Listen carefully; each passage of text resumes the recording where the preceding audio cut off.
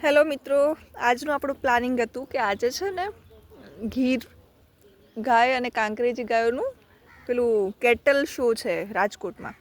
તો આપણે એમાં જઈએ, પણ ફૂટ્યા નસીબ મારા કે મારે આવવાનું થયું જયપુર. એટલે જયપુર આવવાનું નામ સાંભળી તો એટલી ખુશ થઈ ગઈ હતી કે બધું સારું, ચાલો જાન્યુઆરીમાં ફરવા ગયા. ફેબ્રુઆરીમાં એ પ્લાન નહોતું કર્યું કે ભાઈ ક્યાંય ફરવા જઈશું, પણ મોકો મળી ગયો છે તો આપણે જયપુર ફરી આવીશું. જયપુરમાં આવ્યા છીએ હવે. ત્યાં એક યુનિવર્સિટીના કામે આવ્યા છીએ અમે. તો ફરવાના નામે સામે એક ડુંગર દેખાય છે અને સામે એક રોડ છે.